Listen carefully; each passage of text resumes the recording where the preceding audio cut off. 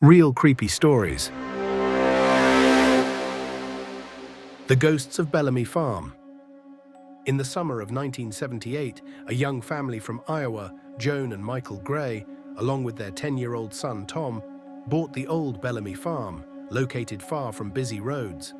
The place seemed perfect for a peaceful life, a spacious house, well-kept fields, and a dense forest surrounding the property. However, the farm had a dark history.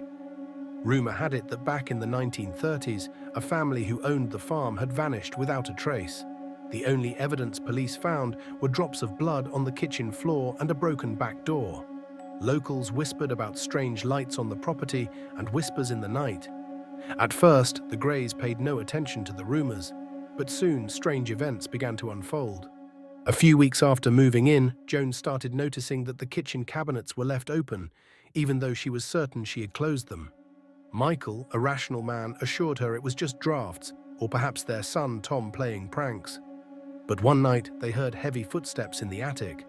When Michael went up with a flashlight, all he found was dust and old furniture covered in cobwebs. Later, Tom began complaining that someone whispered to him at night. He described it as soft voices calling his name. Joan tried to reassure her son, but she too started noticing strange things. In the bathroom mirror, she would catch glimpses of figures that disappeared when she turned to look directly. One day, while clearing out the old basement, Michael found a wooden chest. Inside were yellowed photographs, letters, and the diary of a girl who had lived on the farm in the 1930s. The diary detailed her growing unease. "At night, I hear someone walking around the house. I'm certain we're being watched." The last entry ended abruptly with the words, "They've come for us." The following day, while exploring the nearby woods, Michael discovered a collapsed opening to an old well. Inside were human bones. He immediately called the police. Forensic analysis revealed the remains belonged to several people who had died decades ago. The night after the discovery, the family was awakened by a loud bang.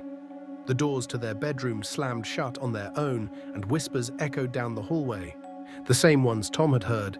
Joan and Michael felt an icy chill, and then they saw them, shadowy figures in the darkness, faint but unmistakably human.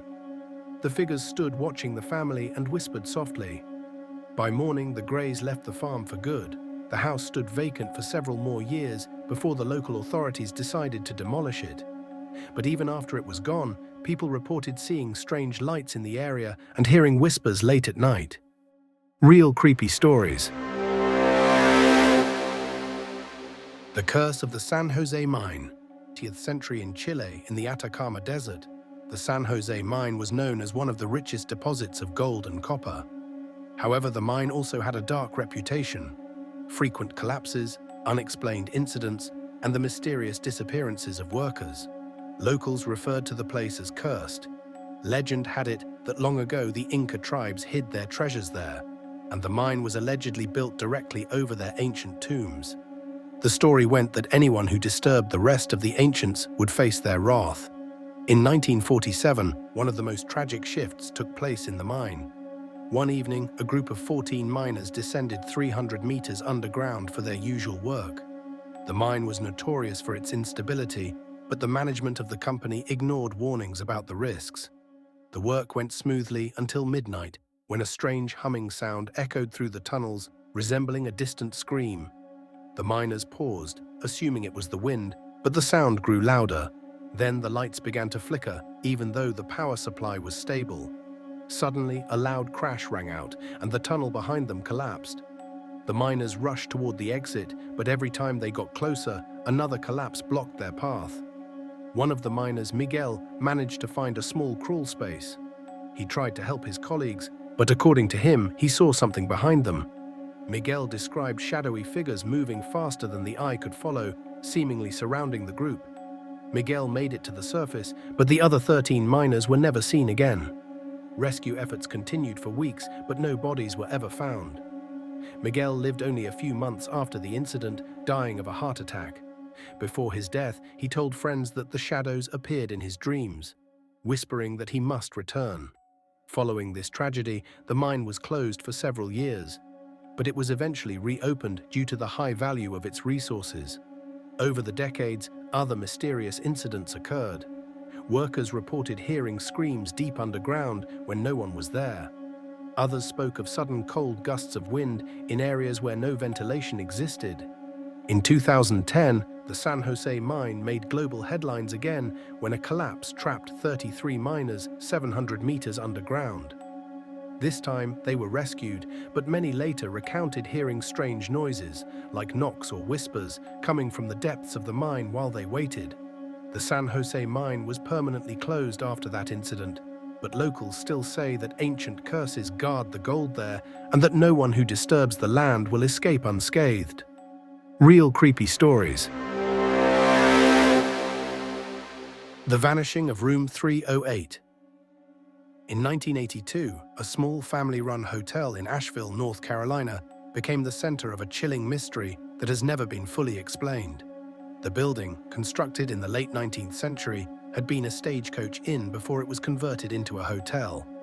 Guests often commented on its charm, but noted a strange, uneasy feeling in certain parts of the property, especially near Room 308.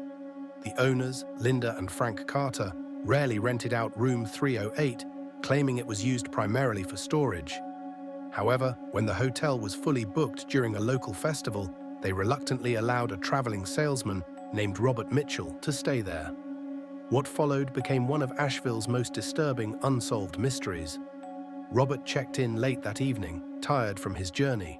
Linda handed him the key to Room 308, apologizing for its unusual quirks.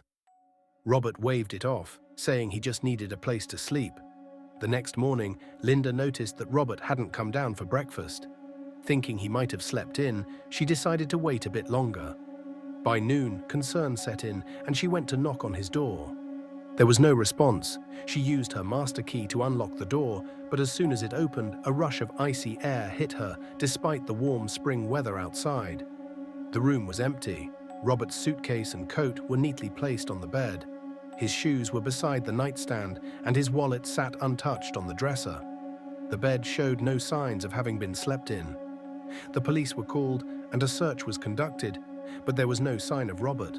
Surveillance footage from the lobby showed him entering the hotel and heading upstairs, but no footage ever showed him leaving. The windows in Room 308 were locked from the inside, and there was no other exit. While inspecting the room, one of the officers noticed something odd. The mirror above the dresser seemed unusually cold to the touch. Linda mentioned that the mirror had been in the hotel since it was built and had always hung in that room. Shortly after the investigation began, strange occurrences started to plague the Carters. Guests staying near Room 308 reported hearing muffled voices and faint scratching sounds during the night. Housekeepers refused to clean the room, claiming they felt someone watching them or heard whispers calling their names. One night, Frank, determined to prove the room was just a room, stayed overnight in 308. At 3:13 a.m., Linda was awakened by his screams. She found him in the hallway, shaking and pale. He refused to talk about what had happened, but insisted they lock the room for good. In 1990, the Carters sold the hotel after years of declining business. The new owners attempted to renovate Room 308, but workers complained of tools disappearing and sudden temperature drops. During the renovations, one of the workers uncovered an old sealed compartment behind the wall near the mirror. Inside, they found a small wooden box containing a faded photograph of a woman and a lock of hair tied with a ribbon. The box was removed, and for a time the disturbances ceased. But within months, the hotel went out of business entirely. Locals speculated that whatever haunted Room 308 was never truly gone. Today, the building sits abandoned, its windows boarded up. Urban explorers who have dared to enter report hearing faint whispers coming from the upper floors. Some claim to see a man in a suit standing at the window of Room 308, staring out at the empty street below.